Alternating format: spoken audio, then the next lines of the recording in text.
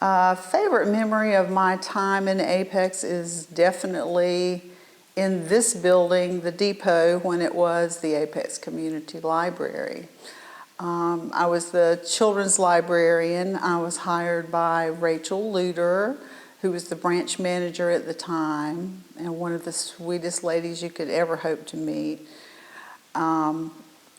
We may have 80 or more in this room at story time, and I learned quickly that no matter how interesting the story, no matter how fascinating the puppet show, you cannot compete with a train.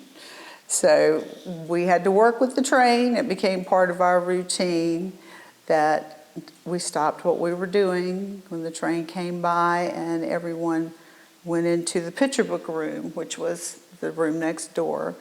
You could see the tracks. I would go, the adults would go, everything stopped because the building shook, the train whistle was blowing, books would fall off the display, so it was a big deal.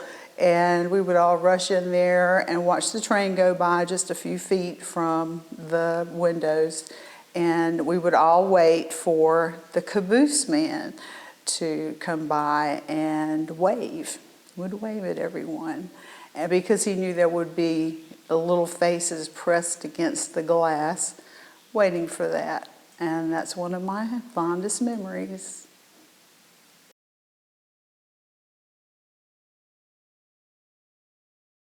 I think an important memory where I felt I was pivotal in something that happened in Apex that's notable was the building of the Eva Perry Regional Library.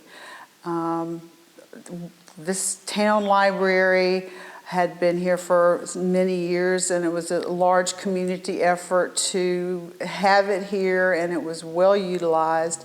But the Eva H. Perry left money to the town of Apex for a new library. It needed to be in the city limits of Apex, and there was quite a bit of controversy surrounding where it was going to be located. Many people wanted it closer to downtown. Some people wanted to keep this library and have the new library and make this a children's library. But the selection process, we finally landed on Shepherd's Vineyard area off of 64, and that did not set well with some of the townspeople. They were afraid it would be a Cary library because it was located closer to Cary. So there was a lot of back and forth about that. I remember at the groundbreaking, Bill Sutton, he said, what's the old saying? Getting here was real and it was fun, but it wasn't real fun. I love him. But finally, the negotiations worked out, and the building committee, being able to serve on the committee with town of Apex officials, Wake County officials, the architect was Cherry Huffman and Associates. That was an honor for me, and I thoroughly enjoyed it because I got to help actually design the library. We took field trips to notable or new libraries throughout the state to steal ideas and bring them home, innovative things that we thought we could use at our new library. And I think one of the highlights that we got from those tours was murals. Several of the new libraries had murals painted. So the planning board, I think Mike Jones was in charge of the planning board. I presented that to them, and I had taken pictures of the murals because I just thought it just added so much to the building. And I was really hoping Eva would not be a cold book warehouse. That's what a lot of people were, afraid of because they had seen a regional library. And this is such a warm, inviting place in the depot.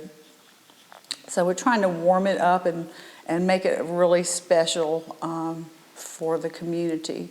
So Deborah Hafley, who was a notable artist and children's picture book illustrator, was chosen to do the mural. The town approved it, and it is spectacular. I don't know if you have been in the Eva Perry Library, but it spans the entire side of the children's area, and it brings fairy tale stories to life. I mean, it's absolutely gorgeous. She did a fabulous job. So that's one of the highlights of the Eva Perry Library. And the open space, so many computers, so many more books, a quiet study area, just everything that you could really want in a library. So when we closed this building in December of '95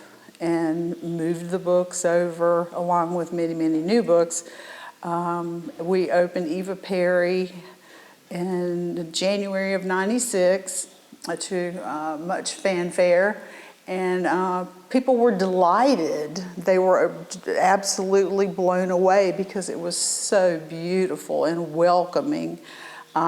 We had a little greeter station there, and Rachel Luter, who was the branch head here, manned the greeter station, which was really special. So, to welcome everybody in, and this is still your library.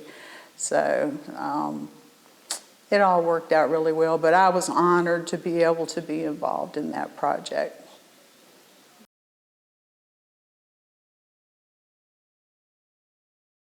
Apex is home to me because I have always loved Apex before we even moved here. I was born in Virginia, but always visited Apex because my grandmother, Flossie Denson, lived here, and many of my cousins and other relatives lived in Apex. So we always came to Apex when I was a child, and always in the summertime.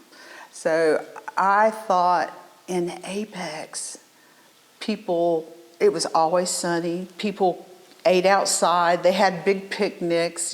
No one went to school. So when I learned we were moving here to take care of my grandmother, I was over the moon. So we did move here to help take care of my mother's mother, Flossie Denson, and lived in the house that my grandfather built, David Denson. It's a little bungalow on East Chatham Street that he built in 1950. So Apex had already, it was near and dear to my heart then, but then going to school here and just getting a feel for the community and how different it was where I had lived before.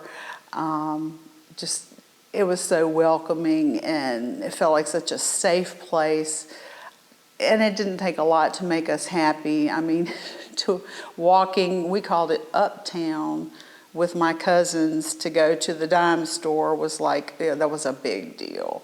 And it was uptown because we're on Chatham Street, and you had to go up and across the railroad track to come to downtown Apex. But we would go to the dime store and the pharmacy. I loved to go to Beasley's store and Mr. Martin's store.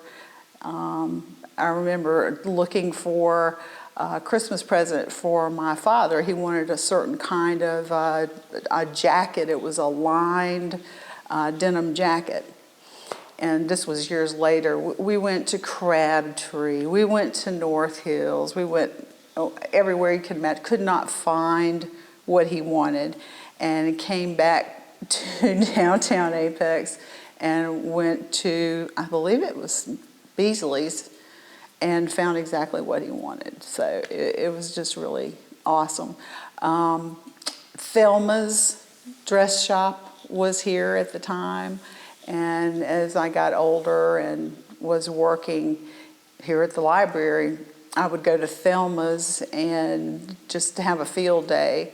And I don't think you could do that now, but she would let me pick out whatever I wanted, take it home, try. She says, honey, just try it at home with things that you have and bring back what you don't want.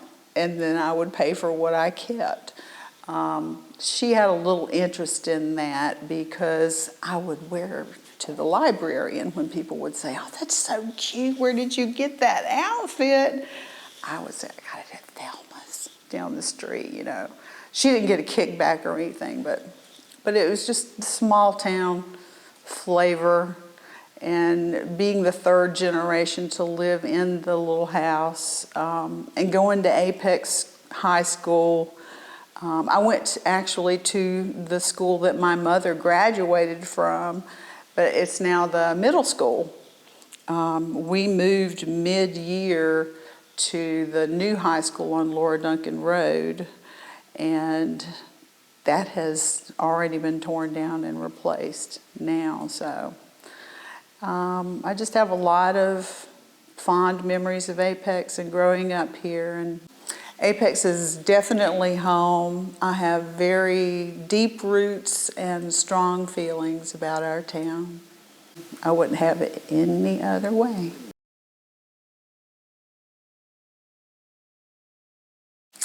My hopes for the potential of Apex are focusing on maintaining the essence of what I consider to be Apex, a warm, welcoming community where neighbors look out for each other.